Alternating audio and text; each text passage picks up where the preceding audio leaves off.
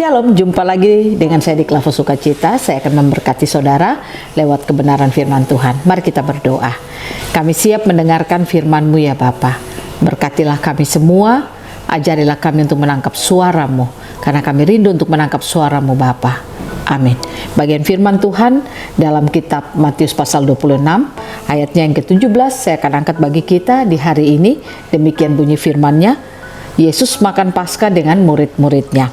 Pada hari pertama dari hari raya roti tidak beragi, datanglah murid-murid Yesus kepadanya dan berkata, "Di mana engkau kehendaki kami mempersiapkan perjamuan Paskah bagimu?" Demikian jauh pembacaan firman Tuhan.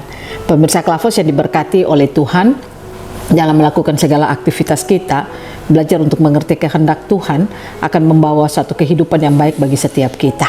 Kenapa ada banyak orang hidupnya itu bermasalah? Karena dia hidup tidak mengerti kehendak Tuhan, tetapi dia hidup menurut kehendaknya sendiri.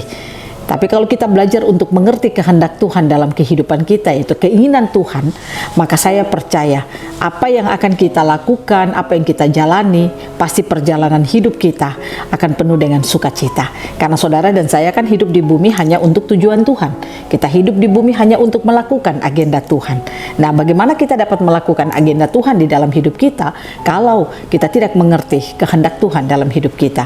Ada banyak orang aktif dalam pelayanan, tetapi ketika dia melayani Tuhan, dia bisa melayani juga ujung-ujungnya dia ada dalam kepahitan. Dia melayani Tuhan tapi dia stres juga ketika dia ada di dalam pelayanannya. Nah, mengapa demikian? Karena sudah pasti dia melayani tidak mengerti kehendak Tuhan.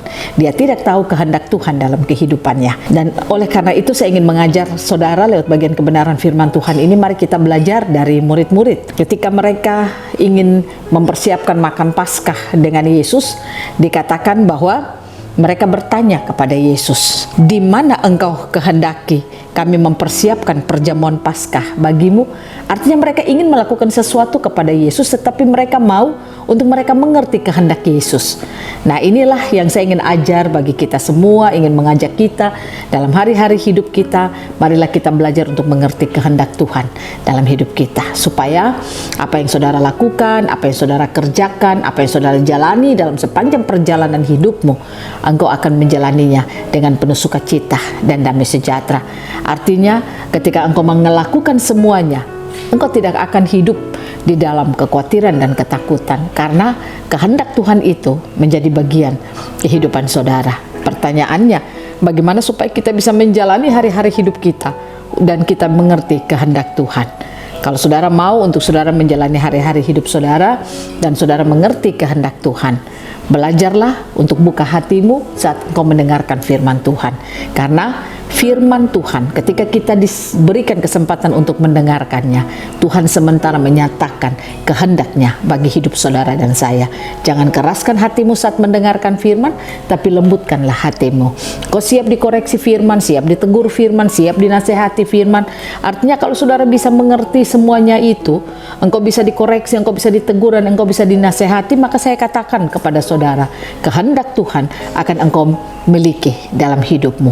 Biarlah hari-hari hidup saudara dalam perjalanan hidupmu, kehendak Tuhanlah yang akan kita lakukan dalam sepanjang perjalanan hidup kita, karena itu yang diinginkan oleh Tuhan.